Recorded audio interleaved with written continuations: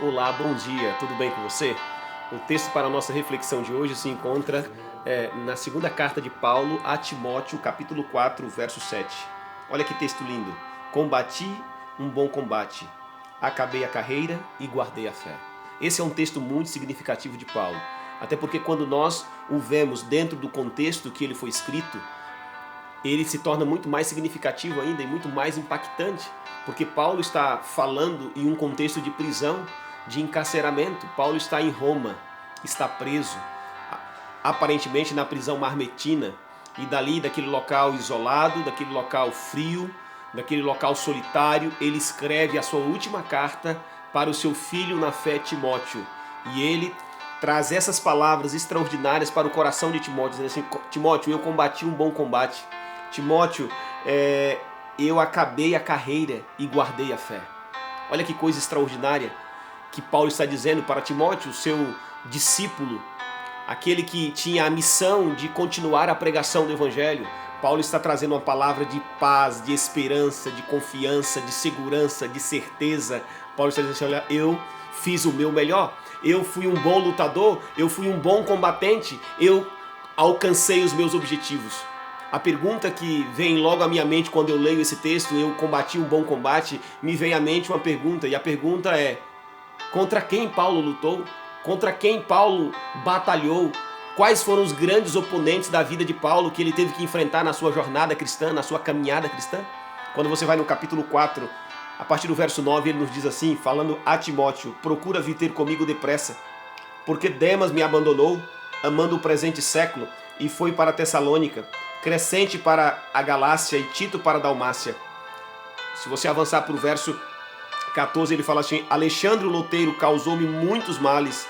O verso 16, ele diz: ninguém me assistiu na minha primeira defesa, antes todos me abandonaram. Paulo, ele teve um grande oponente que o perseguiu ao longo da sua jornada, que o perseguiu ao longo do seu trajeto na pregação do Evangelho. Sabe qual foi o grande oponente de Paulo? Sabe qual foi o grande inimigo de Paulo, um dos grandes inimigos de Paulo que ele teve que lutar contra ele? Foi o abandono.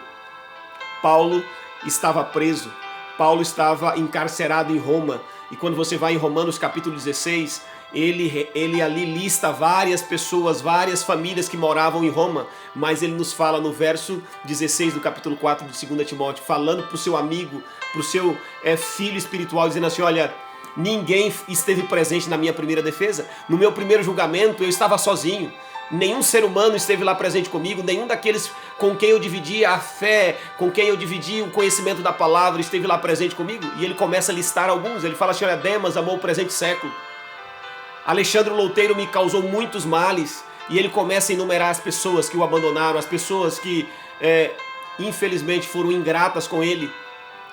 Mas algo extraordinário ele nos revela aqui, ele nos mostra nessas palavras extraordinárias que ele está escrevendo para Timóteo. E a primeira delas eu gostaria de falar com você sobre uma lição extraordinária que eu consigo perceber nessa história. E a primeira lição é: a vitória não é a ausência de lutas, mas é o triunfo apesar delas. Ou seja, na caminhada cristã você vai enfrentar lutas, você vai enfrentar dificuldades, você enfrentará vários oponentes.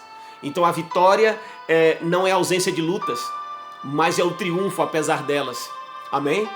Então você vai enfrentar lutas na caminhada cristã, você vai passar por dificuldades. Quando você vai na sua carta, no capítulo 3 aqui de 2 Timóteo, verso 12, ele diz assim: olha, e na verdade todos os que desejam viver piamente em Cristo Jesus padecerão perseguições, ou seja, terão lutas, dificuldades, problemas, irão ter que entrar no ringue da vida para lutar, para combater.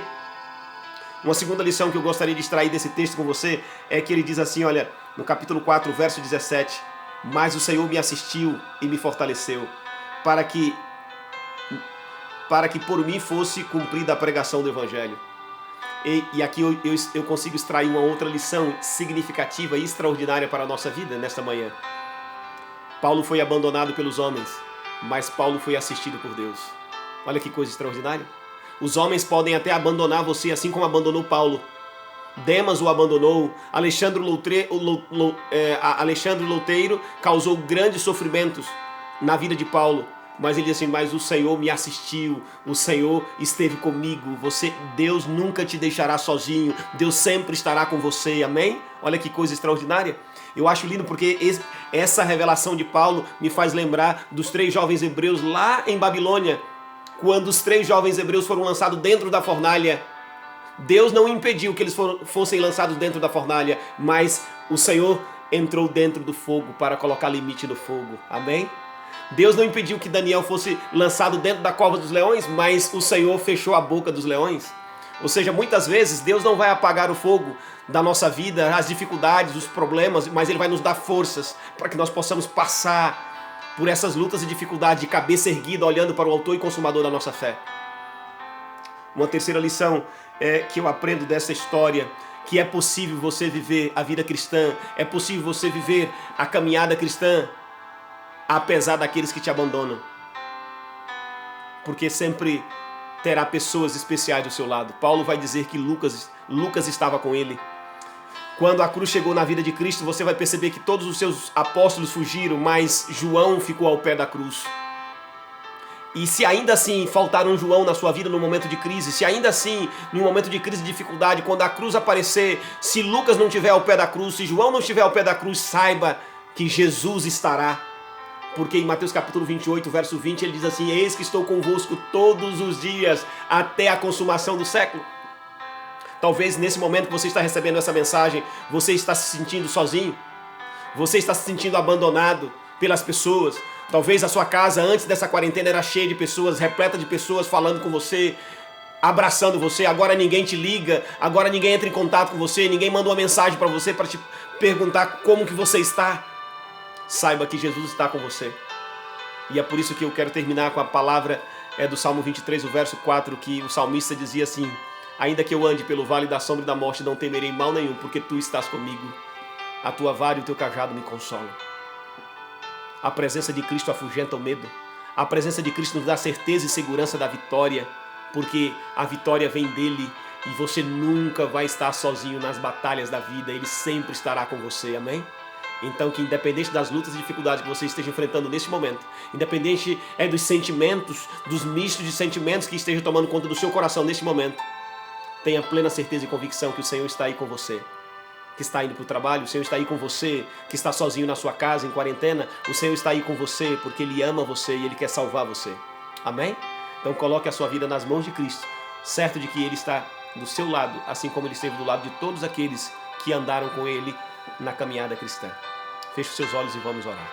Querido Deus e Pai, obrigado porque o Senhor sempre está do nosso lado. Obrigado porque o Senhor sempre está pronto a nos auxiliar, a nos proteger e guardar.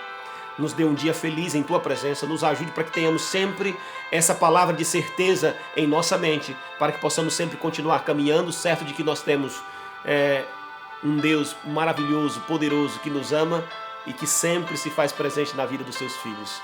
Nos dê um dia feliz, te pedimos, Pai, e o fazemos em nome de Jesus. Amém.